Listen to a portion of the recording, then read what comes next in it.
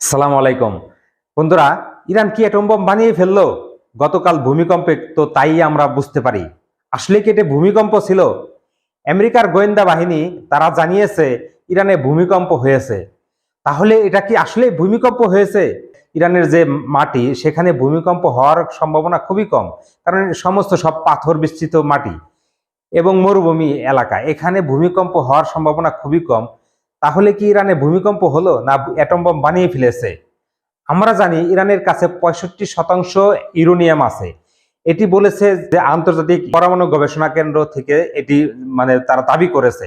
কিন্তু আমি মনে করি যে ইরানের কাছে কমসে কম 80% ইউরেনিয়াম আছে এবং তারা যে কোনো মুহূর্তে বানিয়ে ফেলবে এই অ্যাটম বম। এটি এরকম দাবি করেছিল ইসরায়েলের প্রধানমন্ত্রী বেনিয়ামিন নেতানিয়াহু। আসলে কি ইরান পারমাণবিক অস্ত্র বানিয়ে ফেলেছে? আমরা একটি দ্বিধাদ্বন্দ্বের মধ্যে আছি। যদি ইরান পারমাণবিক অস্ত্র বানিয়ে ফেলতো তাহলে তো ঘোষণা দিয়ে দিত, এবং ইরানের এই মুহূর্তে পারমাণবিক অস্ত্র হয় বানিয়ে ফেলা উচিত, কারণ ইরানকে বেঁচে থাকতে হলে পারমাণবিক বম দরকার ইরানের এই মুহূর্তে। তো ইরান আমার মনে হয় পারমাণবিক অস্ত্র বানানোর একদম নিকটে চলে গেছে, হয়তো তারা বানিয়ে ফেলতে পারে।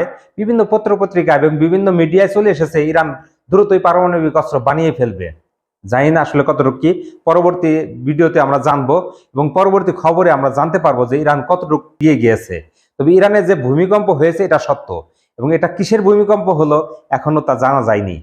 বন্ধুরা পাশেই থাকবেন, ভালো থাকবেন, সুস্থ থাকবেন। আল্লাহ হাফেজ।